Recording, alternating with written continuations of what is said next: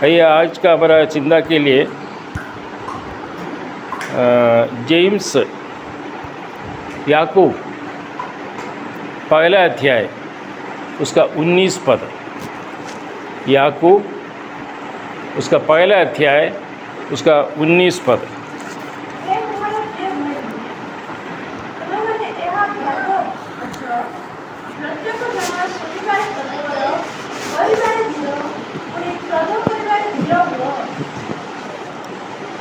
परमेश्वर का नाम का महिमा हो।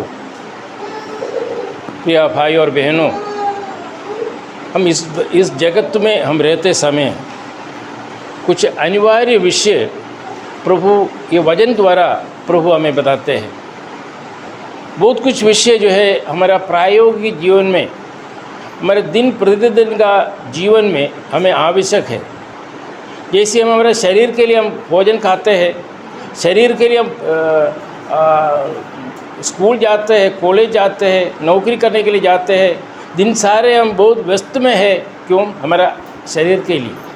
लेकिन प्रभु का वचन में ऐसा कुछ विषय प्रभु ने दिया है, कुछ व्यवस्था दिया है, कुछ नियम दिया है कि हमारा आत्मीय रीति में हमें कैसे आगे जीवन बढ़ाना है। यहाँ पे ये जो पढ़े विषय में प्रभु सबसे पहले याकूब ने अपने भाइयों को संबोधन किया है, हे मेरे प्रिय भाइयों। जो उनका जीवन की जो कमी है, उस कमी को देखकर भी उन्होंने जो संबोधन किया है कि कैसे किया है, मेरा प्रिय भाइयों। प्रिय भाइयों और बहनों, हमारे जीवन का जो कमी को देखकर हम कभी भी उनको अलग दिशा में, अलग दृष्टि में नहीं देखना कभी, क्योंकि इनका जीवन में 3 विषय कमी था। इसीलिए परमेश्वर का दास ने, हे मेरे प्रिय भाइयों, तुम में ये विषय चाहिए। मैंने उनका विषय, उनके जीवन में वो कमी था। वो कमी देखकर कभी भी ऐसा नहीं किया, देखो तुम लोग ऐसा करना चाहिए, ऐसा ऑर्डर जैसे दिया नहीं।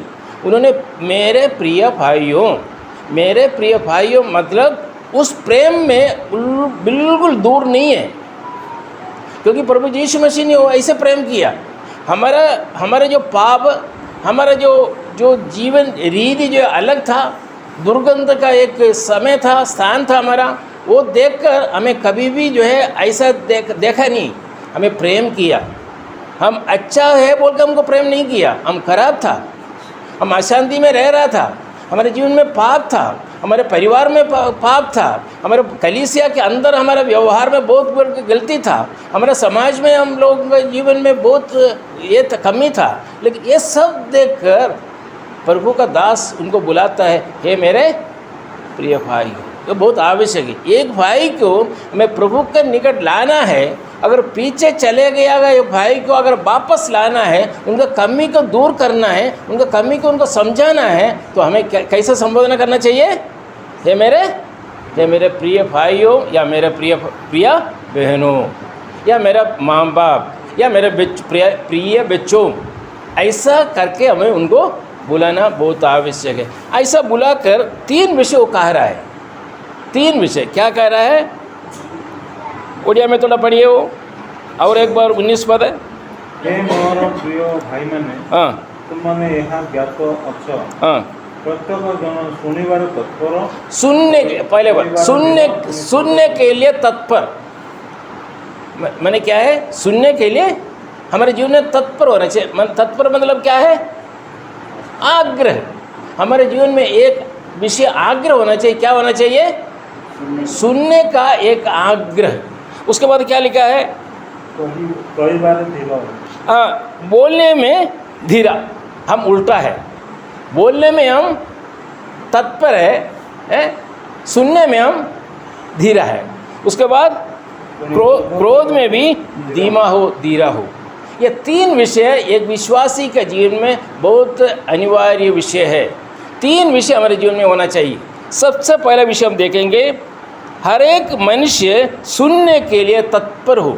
सुनने के लिए तत्पर, उसका अर्थ यह है खाली सुनना नहीं। हमारे सब भजन सब लोग सुनते हैं। सुनने का अर्थ यह है ग्रहण करने का एक तत्पर है, या अनुसरण करने का एक तत्पर आग्रह हमारे जीवन में हो। सुनने के लिए हम तो, कोई बहरा नहीं है इधर बैठा हुआ, कोई सुना नहीं देता, सब लोग सुनते हैं। इसका अर्थ ये ऐसा नहीं है कि सुनना मतलब हम उसको ग्रहण कर। जो विषय आज याकूब जो अपने भाई बहनों को कहना चाहते हैं, आज वो वजन लेकर आज आप लोगों के सन्निधान पर है, प्रभु का दास कहता है कि ये वचन तुम लोग क्या करना चाहिए? सुनना अर्थ ग्रहण करना, ना तो उसको पालन करना बहुत आवश्यक है। जो वचन, क्या वचन है? ये कहाँ में लागू होता है?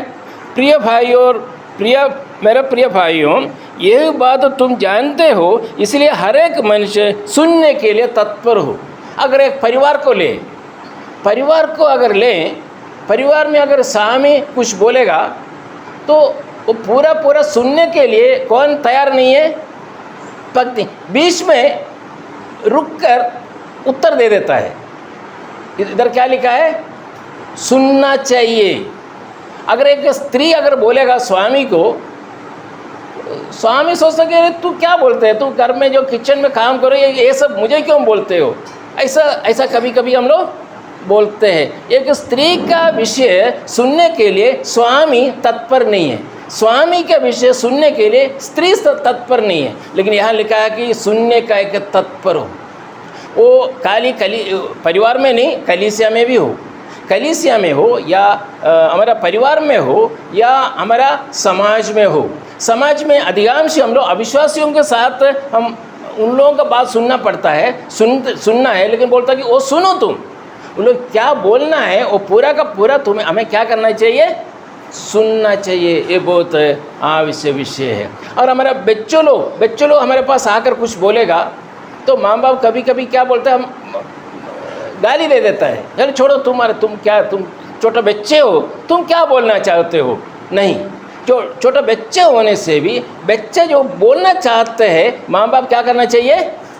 सुनना चाहिए। ये एक विषय। दूसरा एक विषय है प्रभु का वचन सुनने के लिए एक तत्परता। प्रभु का वचन सुनने के लिए एक तत्परता, एक आग्रह हमारे जीवन में चाहिए।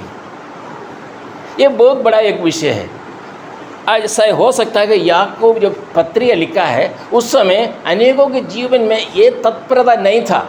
आज हमारे जीवन में नहीं है, आज बहुत कम ही है। प्रभु का वचन पढ़ने के लिए ना हमारे पास समय नहीं है, या प्रभु का वचन प्रभु का दास लोग अगर कहें तो सुनने के लिए भी हमें आग्रह नहीं, उसको ग्रहण करने के लिए तो आग्रह नहीं, उसको पालन करने के लिए हमारे पास आग्रह नहीं है। प्रभु कहता है, प्रभु का वचन कहता है, प्रभु का वचन सुनना, ग्रहण करना, अनुसरण करना, उसको पालन करने का एक आग्रह हमारे जीवन में चाहिए।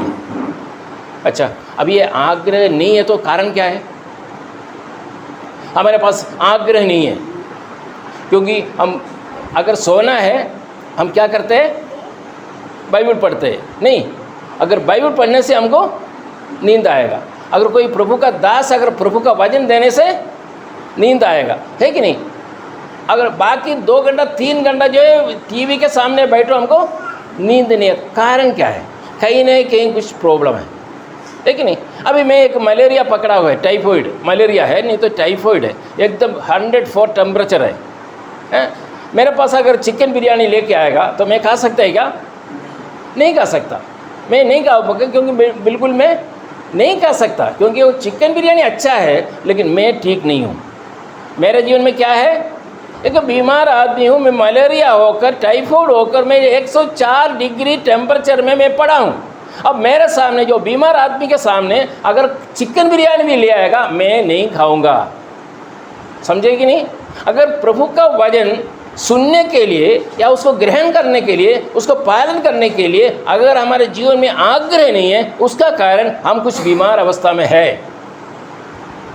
यहाँ बैठे हुए प्रिय भाई और बहनों, मैं पूछना चाहूँगा कि 10 मिनट हम प्रभु का वचन पढ़ सकते हैं कि नहीं? 10 मिनट मतलब खाली जो है हम लोग जो है बचपन में हमको खाना देना है, खाना मिलेगा जब बाइबल पढ़ने के बाद। वो बाइबल हम लोग पढ़ता था, 117 अध्याय पढ़ता था भजन संगीता, दो पद या 3 पद है, जल्दी हो जाता था क्योंकि हमको खाना है, इसलिए हम लोग जल्दी एक भजन संगीता, मैक्सिमम भजन संगीता ही पढ़ते हैं। बाकी कोई किताब नहीं पढ़ता, क्योंकि हमको खाना चाहिए, नहीं तो खाना नहीं देता। तो ऐसा पढ़ने के बारे में नहीं, प्रभु का वचन का अध्ययन करना, प्रभु का एक चैप्टर पढ़कर उसके बारे में थोड़ा सा सोचें, ये मेरे लिए क्या करना चाहते हो, क्या बोलना चाहते हो, ये जो लिखा हुआ प्रभु का दास कौन सा अवस्था में था, ये क्यों लिखा है, किसके लिए लिखा है, मेरे लिए इसमें से मुझे क्या आत्मीय लाभ मिलेगा, इत्यादि विषय प्रभु का वचन पढ़कर अध्ययन करना बहुत आवश्यक है। या 15-20 या आधा घंटा एक दिन में अगर हम बैठें तो प्रभु बहुत जरूर हमें अनुग्रह करेगा। अभी क्या प्रॉब्लम क्या है, हमारा शारीरिक आवश्यकता हम पूरा करते हैं, शारीरिक में हम शक्तिशाली है, शारीरिक में हमारा आत्मा कौन सा अवस्था में है, दुर्बल अवस्था में है। तो अगर हम चाहें कि प्रभु का वचन पढ़ना है, इसके ऊपर और एक शक्तिशाली शक्ति है, कौन सा शक्ति हो, शरीर बोलता है कि आज नहीं यार कल करो, यही प्रॉब्लम आ रहा है। हम पढ़ना चाहते हैं, लेकिन पढ़ने इसलिए नहीं हो रहा है क्योंकि हमारे पास जो शक्ति है वो शक्ति हमको पढ़ने के लिए हमको ये नहीं करता है, हमको प्रभु का वचन पढ़ने के लिए हमें अनुमति नहीं देता है। कारण हमारे शरीर का आवश्यकता हम पूरा करते हैं, लेकिन आत्मा का भोजन के बारे में हम चिंता करते हैं क्या, नहीं करता है। सुबह अगर नाश्ता अगर नहीं करेगा तो बहुत मुश्किल हो जाएगा। आधा घंटा लेट होने से हम गाली देता है स्त्री को या बच्चों को, भाई क्यों नहीं लाया, लंच नहीं खाना है, शाम को रात को सही समय पर हमको डिनर खाना है, ये सब जरूरी है, आवश्यकता है। लेकिन हमने कभी सोचा कि हमारा आत्मा के लिए कहीं कोई ब्रेकफास्ट दिया हमें, नहीं। भाई क्या हमारा आत्मा के लिए कोई लंच दिया, नहीं। हाँ, हमारा आत्मा के लिए कोई डिनर दिया, नहीं। हमारा आत्मा के बारे में हम बिल्कुल नहीं सोचता।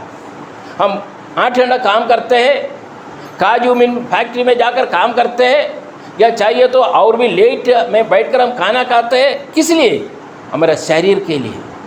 हमको मालूम है ये शरीर कितना मूल्य है, ये शरीर का, जो साइंटिस्ट वाला बोलता है कि ये शरीर का दाम जो 6 रुपया है, ये 6 रुपया ये शरीर का। हम जितना जो पाउडर लगा के स्नो ये स्प्रे मारकर कितना जो डाइनिंग वगैरह करके हम जो चलते हैं, ये शरीर का दाम जो है कितना, 6 रुपया। ये शरीर अगर पूरा का पूरा शरीर में से एक अंगूठी का ये जो नाखून बनाने का उतना, और एक कीला का उतना आयरन और कुछ चूना लाइम, ये शरीर से मिलेगा और कुछ नहीं। जो 6 रुपया दाम का जो मनुष्य का शरीर के लिए हम दिन रात जो हम काम करते हैं, हम खाना छोड़ते नहीं, खाना खाते हैं और एक्स्ट्रा भी हम खा लेते हैं, है कि नहीं। अगर थोड़ा टेस्ट हो गया तो हम ज़्यादा खा लेते हैं, पेट भर कर खा लेते हैं, ऐसा लगता है कि हमारा पेट आगे जा रहा है, हम पीछे, ऐसा हम लोग खाना खाते हैं। क्यों, हम शरीर के लिए हम सोचते हैं, हमारे शरीर जो है हम बहुत संभाल कर रखते हैं हमारे शरीर, लेकिन ये शरीर कभी भी इस दुनिया से मृत्यु द्वारा इस दुनिया से अलग हो जाएगा। हम जो खबर में हम सुनते हैं, न्यूज़ हम सुनते हैं, आज जो देखा कल नहीं।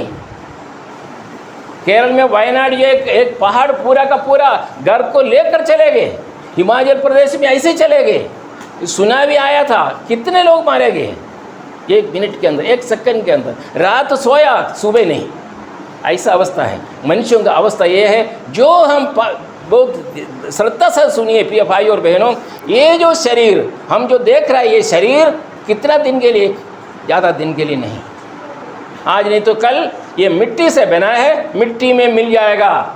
ये शरीर मिट्टी से बना है और मिट्टी में मिल जाएगा, लेकिन आत्मा कहाँ से मिला, आत्मा कहाँ से मिला, परमेश्वर ने आदम को बनाकर अपना स्वरूप में बनाकर श्वास दिया, परमेश्वर ने दिया। वो आत्मा कभी भी नाश नहीं होता, वो कभी आत्मा नष्ट नहीं होता। ये आत्मा के लिए प्रभु का वचन कहता है कि तुम्हें क्या करना चाहिए, प्रभु का वचन सुनना है, प्रभु का वचन सुनना है, प्रभु का वचन को ग्रहण करना है, प्रभु का वचन को पालन करना बहुत बहुत आवश्यक है प्रिय भाइयों और बहनों। बस इतना नहीं, इसलिए परमेश्वर ने उसी हिसाब से हमको सृष्टि किया है। कान कितना दिया? कितना कान है? 2 दिया। मुंह कितना दिया? 1 दिया। क्यों दिया ऐसा? परमेश्वर ने ऐसा क्यों दिया? परमेश्वर ने इधर एक होल, कान का होल बनाया, इधर भी होल बनाया। क्यों बनाया पता है? इधर जितने लोग बैठे हुए हैं, 2 हफ्ता के बाद अगर पूछे कि ये आज फलाना दिन 2 तारीख, आज 2 तारीख है ना, 2 तारीख के कौन सा मैसेज था, कोई बता नहीं पाएगा, क्योंकि यहाँ से सुना, यहाँ से चले। परमेश्वर ने ऐसा बनाया, एक नेशनल हाईवे जैसे एक तुरंग बना के रखा है, तुरंग ऐसा बना के रखा है। अगर किसी को अगर सुनना है, ग्रहण करना है, यहाँ से जाकर यहाँ आएगा। अगर किसी को सुनना नहीं, जो आग्रह नहीं, सीधा वो टनल से, टनल है ना, टनल, वो टनल से ऐसा चले जाएगा। और 2 हफ्ते के बाद पूछेगा क्या बताया था? नहीं जी हमको पता नहीं, पता नहीं। तो जो नोटबुक में नोट करते हैं, वो नोटबुक देखना पड़ेगा कि वही पुराने डेट में क्या मैसेज दिया था। कारण क्या है? ये जो होल, ऐसा होल बनाया, ये होल से सुनकर ये होल से चले जाते हैं। लेकिन प्रभु का वचन कहता है सुनने के लिए मैं 2 कान इसलिए दिया, 2 कान तुम लोग सुनो, सुने का आग्रह। और एक बात जो भाई लोग जो अभी आया इसलिए वो पद और एक बार पढ़िए, याकूब उसका पहला अध्याय उसका 19 पद। हे मोर प्रिय भाई माने तुम माने या ज्ञात अछ, प्रत्येक जन सुनिबारे तत्पर, कहबारे धीर, पुणी क्रोध करिबारे धीर हो। हे मेरे प्रिय भाइयों, ये बात तो तुम जानते हो, इसलिए हर एक मनुष्य सुनने के लिए तत्पर, सुनने के लिए हमें तत्पर होना चाहिए, ग्रहण होना चाहिए, एक आग्रह हमारे जीवन में हो। प्रभु का वचन सुनने का एक आग्रह हमारे जीवन में हो। प्रभु का वचन पालन करने का एक आग्रह हमें, खाली सुनने से नहीं, उसको हमें पालन करना है। हम थोड़ा कोशिश करें कम से कम। जो पूरा का पूरा 100% आप पालन नहीं कर पाएगा, जो वचन सुने, जो वचन बाइबल में लिखा हुआ है, लेकिन कुछ तो हम कोशिश तो कर सकते हैं। प्रभु का वचन सुनने के लिए हमें क्या होना चाहिए? तत्पर होना चाहिए। उसके बाद क्या लिखा है? बोलने में धीरा, स्लो टू स्पीक। क्या लिखा है? हाँ, बोलने के लिए धीरो। क्यों ऐसे लिखा है? हम लोग उल्टा है। परमेश्वर ने देखो 2 कान दिया, लेकिन 1 मुंह दिया, 1 ही मुंह। उसका अर्थ क्या है समझते हो? क्यों मुंह, 1 ही मुंह दिया? 2 मुंह दे सकता था, 1 ही मुंह दिया। मतलब बोलने में धीरा, बोलने में कम बोलो। और ये जो मुंह है, ये मुंह नहीं, मुंह के अंदर जो जीभ है ना, जीभ का लेंथ कितना मालूम है? कितना है लेंथ जीभ का? कभी मेजरमेंट किया है? ये जीभ 5 इंच, 6 इंच लेंथ है ये जीभ का।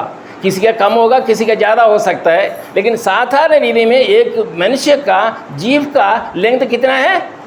6 इंच। ये 6 इंच जीभ एक आदमी को हत्या कर सकता है। 6 फुट वाला एक व्यक्ति को हत्या कर सकता है ये जीभ द्वारा। अनेकों के जीवन में, अनेक परिवारों में पूरा का पूरा निराशा में डूबने का कारण ये जीभ है। जीभ ऐसा ये जीभ जो है, यरीहो दीवार सुना होगा ना, यहोशू पुस्तक में जो यरीहो दीवार जैसे 32 दांत के अंदर ये जीभ को रखा है, उसको लो करके रखा है परमेश्वर ने। फिर भी हम लोग बोलने के लिए तत्पर है, लेकिन सुनने में धीरा है। करेक्ट? हमारा सबका जीवन ऐसा है ना? नहीं, थोड़ा सुधरना पड़ेगा हमको। हमारे जीवन में थोड़ा सुधरना बहुत आवश्यक है। हमें सुनने का तत्पर हो, उसको ग्रहण करने का तत्पर हो, उसको पालन करने के लिए हमें तत्पर हो। लेकिन बोलने के लिए परमेश्वर ने 1 मुंह दिया, मुंह के अंदर एक जीभ दिया, 6 इंच का मुंह दिया, 6 इंच का एक जीभ दिया। वो 6 इंच भी 32 दांत के अंदर एक लो करके रखा हुआ है। बोलो कि तुम कम बात करो। लेकिन प्रिय भाई और बहनों, आज हमारा विषय क्या है? अगर सुनने के लिए तत्पर हो, बात करने में हम थोड़ा कम रहेगा। और यही है कि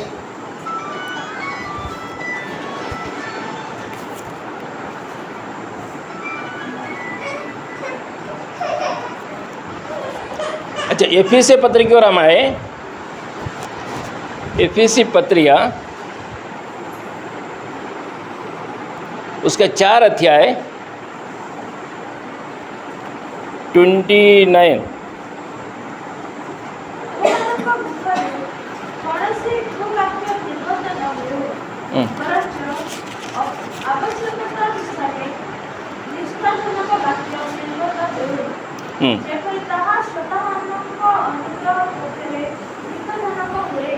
एक छोटा जीव हमको दिया है, तो जीव के लिए भी कुछ नियम कानून परमेश्वर ने बनाया है। क्या बोलना है, कैसे बोलना है, किस तरह बोलना है, बोल के कैसे बोलना है।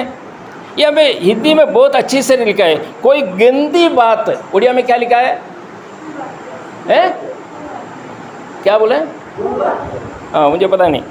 हिंदी में लिखा है कोई गंदी बात, कोई गंदी बात तुम्हारा मुंह से ना निकले। हमारा मुंह से गंदी बात निकलता है क्या? हमारा मुंह से गंदी बात निकलता है? अगर प्रेम से रहे तो गंदी बात नहीं निकलता, प्रेम का बात निकलेगा। अगर थोड़ा सा गुस्सा हुआ तो हमारा मुंह से क्या क्या निकलता है? हमारे बच्चों को हमने नाम दिया है, बहुत सोच समझ के दिया, अच्छा नाम दिया। हमारे उम्र में जो बच्चा लोगों को इतना फर्स्ट क्लास नाम दिया है, लेकिन माँ बाप जो गुस्सा हो जाने से वो नाम नहीं बुलाता, दूसरा नाम बुलाते हैं। गंदी बात, घोड़ा, कुत्ता, ये सब बुलाते हैं कि नहीं? ये दुष्ट, मूर्ख बुलाते हैं कि नहीं? हमें अच्छा नाम दिया है, वो सेलेक्ट करके अच्छा नाम दिया है, लेकिन गुस्सा आने के पर क्या बुलाते हैं? गंदी बात हमारा मुंह से निकलता है। और वो खाली बच्चों के लिए नहीं, स्वामी स्त्री के ऊपर, स्त्री स्वामी के ऊपर। ये होते हैं कि नहीं हमारे परिवार में? हमारे परिवार में होते हैं कि नहीं? यहाँ क्या लिखा है? और एक बार पढ़िए ऊपर, कोई गंदी बात तुम्हारे मुंह से ना निकले, पर आवश्यकता के अनुसार वही जो उन्नति के लिए, पढ़ थोड़ा अंडरलाइन लिखना है, उन्नति के लिए। हाँ, पढ़ो। आवश्यकता अनुसार निष्ठाजनक वाक्य निर्गत हो, जेपरि ता श्रोतामानक अनुग्रह पक्षरे हितजनक हुए। जो सुनने वालों को क्या होना चाहिए? सुनने वालों को अनुग्रह होना चाहिए। अगर हम गधा, घोड़ा, कुत्ता बोलने से वो सुनने वाला वही है ना, उनको अनुग्रह मिलेगा क्या? जिसको गुस्सा नहीं है वो गुस्सा और बढ़ेगा, है कि नहीं? यहाँ लिखा है आवश्यकता, पर आवश्यकता के अनुसार वही जो उन्नति के लिए उत्तम हो, क्योंकि उससे सुनने वालों पर अनुग्रह हो। बहुत श्रद्धा सहित इस पद को हमें सुनना है, ग्रहण करना है, आगे दिनों में हमारे जीवन में अपनाना है, जीवन में लाना है इस विषय को। हमारा बातचीत द्वारा, हमारा जो बातें द्वारा, हमारा बच्चों सहित हो, या हमारा स्वामी के साथ हो, या हमारा स्त्री के साथ हो, कोई भी गलत शब्द हमारा मुंह से नहीं निकलना है। इसके लिए प्रभु कभी अनुमति नहीं देता है। ये शैतान का काम है, ये पाप है। अगर ऐसा कोई बुलाते हैं, परमेश्वर का वचन के खिलाफ है, कभी ना बुलाना प्रिय भाई और बहनों, ये गलत बात है।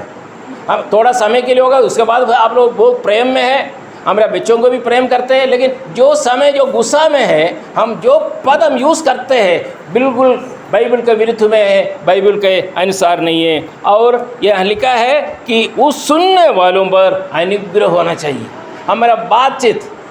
हमारा बात ऐसा हो कि सुनने वालों को अनुग्रह मिले। क्या इतना प्रेम से हम बुलाए, प्रेम से बात करें, उसमें क्या नष्ट हो गए? क्या हमको नहीं होगा? ये कैसे मिलेगा? कैसे? प्रभु का कृपा चाहिए, प्रभु का अनुग्रह के लिए प्रार्थना करना, निरंतर में प्रार्थना कर। प्रभु जी, मैं गुस्सा बहुत करता हूँ, मैं गुस्सा होने से मैं असली मेरा चेहरा वो नहीं है, दूसरा चेहरा आ जाता है, वो शैतान हमें काम में ले आते हैं। प्रभु जी मदद कर, तेरा अनुग्रह कृपा सहित आगे दिनों में मैं बात करने के टाइम में मेरा मुंह को तू नियंत्रण में रख, कंट्रोल में रख। यही प्रार्थना, अगर प्रार्थना करोगे सही दिल के साथ प्रार्थना करोगे, हमारा मुंह को, हमारा हर एक अंग को प्रभु अपना नियंत्रण में रखेगा और हम बात करने के टाइम में सोच समझ कर हम बात करेंगे। आगे और एक पद पढ़कर मैं समाप्त करूंगा, उसका 31 थोड़ा पढ़िए।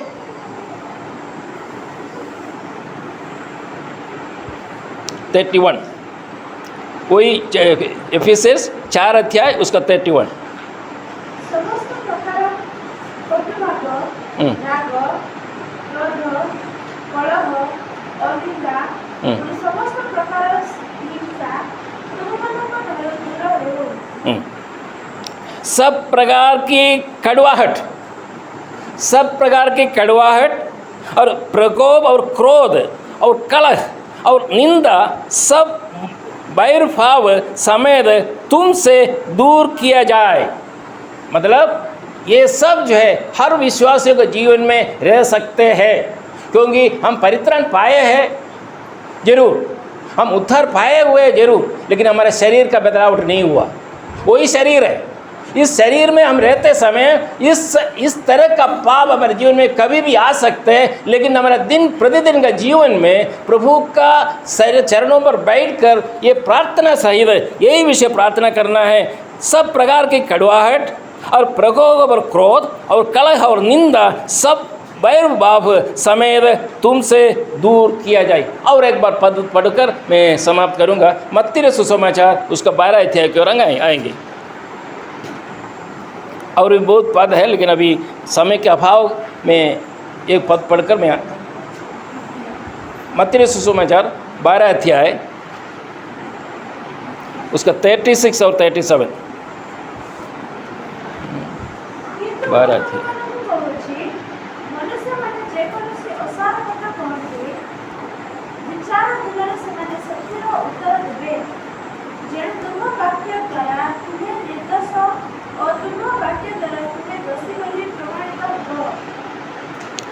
और मैं तुमसे कहता हूँ कि जो जो निगम्मी बातें मनुष्य कहेंगे, निगम्मी के लिए उड़िया में क्या लिखा है? निगम्मी है असर, हाँ, निगम्मी बातें मनुष्य कहेंगे, न्याय के दिन हर एक बात का लेखा देगा। देखो, हम जो ऐसा शब्द हमारे मुंह से निकलते हैं, जो हमारा थोड़ा गुस्सा में हम बात करते हैं, लेकिन उस न्यायालय में परमेश्वर के चरणों पर, परमेश्वर के सन्निधान पर, परमेश्वर के सिंहासन पर एक दिन हमको खड़े रहना पड़ेगा। उस समय इसका हमें लेखा देना, अकाउंट देना पड़ेगा। इसमें मलयालम में लिखा है कि एक छोटा सा पद हमारा मुंह से निकला, जो अशुजी पद, छोटा सा एक पद अगर हमारा मुंह से निकला, उसका हमें अकाउंट देना पड़ेगा। इंग्लिश में लिखा है that every idle word that men shall speak, they shall give account thereof in the day of judgment। एक जजमेंट हमारे सामने है, एक जजमेंट में हमें वहाँ पे जाना पड़ेगा। प्रभु का वजन जो खोल कर रखेगा, वजन के अनुसार ये पद पढ़कर हमसे पूछेगा, ये तुम्हारे जीवन में हुआ? हमें उसका उत्तर वहाँ पे देना पड़ेगा। और एक विषय लिखा है, अगर हम कहें कि हम तो भूल जाएगा, क्योंकि हमारा 12 साल का 25 साल का 40 साल का आयु में हम जो बात किया था कितना याद रहेगा क्या? हमको याद रहेगा? हमारा 20 वर्ष में या 30 वर्ष में हम जो पाप किया है, जो गलत बात किया है, जो कुछ बात हमारा मुंह से निकला है, वो हमें याद नहीं रहता है ना। बाइबल में लिखा है ये दीवार उस दिन साक्षी देगा। इस दीवार हमने जो बनाया, दीवार हमने, इसको ईटा हमने लाया, सीमेंट हमने लाया, सैंड हमने लाया, मिस्त्री को हमने पैसा दिया, ये हमारा दीवार है। लेकिन ये दीवार, बाइबल में लिखा है, ये दीवार हमारा विरुद्ध में एक दिन गवाही देगा। क्योंकि अगर हम बोलेगा कि मैं नहीं जानता हूँ ये, तो ये दीवार बोलेगा मैं साक्षी हूँ। ऊपर का ये जो छत हमारे पास उस समय गवाही देगा। हमें मालूम है, ये पहले ये विश्वास नहीं कर सकता था, लेकिन आज ये मनुष्य कीड़ा और कृमि के बराबर जो मनुष्य एक बटन दबाने से, ये जो अभी आजकल जो मोबाइल है, वीडियो में लेता है, बटन दबाने से पूरा रिकॉर्ड हो जाते हैं। यहाँ पे जो बात करेगा वो रिकॉर्ड अमेरिका में बैठकर भी रिकॉर्ड कर सकते हैं। मनुष्य इतना तक ऊपर पहुँच गया, मनुष्य को बनाने वाला परमेश्वर क्या ये दीवार को बोलकर गवाही दिला नहीं सकता? दिला सकता है। हाँ प्रिय भाई और बहनें, लिखा हुआ है, और मैं तुमसे कहता हूँ कि जो जो निगम्मी बात मनुष्य कहेंगे, न्याय के दिन हर एक बात का लेखा देगा। और 37 भी पढ़कर मैं समाप्त करूँगा। 37 जेणु तुम वाक्य द्वारा तुम्हें निर्दोष और तुम वाक्य द्वारा तुम्हें दोषी बोली प्रमाणित हो, क्योंकि तू अपनी बातों के कारण निर्दोष और अपनी बातों ही के कारण दोषी ठहराया जाएगा। बाइबल एकदम स्पष्ट है, हमको नियम दिया हुआ है। अगर हमें मालूम नहीं है बोलकर बोल सकता है क्या? नहीं बोल सकता। अभी हमने कोई किसी को मार दिया, पुलिस स्टेशन में गया, वो बोला कि एक्ट 302 के हिसाब प्रकार तुमको मैं जेल में डाल रहा हूँ 5 साल के लिए। अगर वो बोलेगा आदिवासी आदमी है, अनपढ़ आदमी है, बोलेगा मुझे मालूम नहीं है, मैं कभी सुना नहीं, हमको छोड़ देगा? मैं किसी को हत्या किया, मुझे पता नहीं, मैं आदिवासी, मैं अनपढ़ आदमी हूँ, मैं पुलिस स्टेशन में गया, वो बोलता कि वो पढ़ता है नियम कानून, एक्ट 302 के हिसाब से तुमको 5 साल में जेल में डाल रहा हूँ। हाँ, अगर हम बोलेगा कि नहीं आज्ञा मुझे पता नहीं, क्या छोड़ देगा? हमको छोड़ेगा नहीं। ये बाइबल क्लियर है, ये नियम है, मनुष्यों के लिए दिया हुआ, मनुष्यों के लिए दिया हुआ नियम है। नियम का अगर उल्लंघन करे, हमको कहाँ जाना पड़ेगा? ये भाई और बहनों, वचन हमारे पास दिया हुआ है, हमारे लैंग्वेज में दिया हुआ, हमारे भाषा में दिया हुआ है। और ये नहीं बोल सकता कि मेरा भाषा में ये नहीं, मैं सुना नहीं। ये प्रिय भाई और बहनों, मैं यहाँ पे मैं समाप्त कर रहा हूँ। ये बोलने में एक तत्पर, सुनने में एक तत्पर, बोलने में एक धीरा। और बाकी और भी है, क्रोध, ये बहुत बड़ा एक विषय है। ये हमें और कभी समय मिलेगा, हम चर्चा करेंगे, हम प्रभु का वचन को अध्ययन करेंगे। आप लोग भी ये जो पद याकूब पहला अध्याय 19 पद, और आप लोग पढ़िए और उसके बाद ध्यान कीजिए। वो मुझे सब लोग, मुझे ये पद मेरे से क्या बात करना चाहता है, मेरे जीवन में क्या सुधारना चाहते हैं, अपना पूछिए। प्रभु आपको अनुग्रह करेगा, प्रभु को बुद्धि और विवेक देगा। प्रभु का अनुग्रह हमारे आप लोगों के साथ रहेगा, हमारे साथ रहेगा। प्रभु ये वचन द्वारा हम सबको अनुग्रह करें, आशीर्वाद करें। प्रभु का नाम का महिमा। आमीन।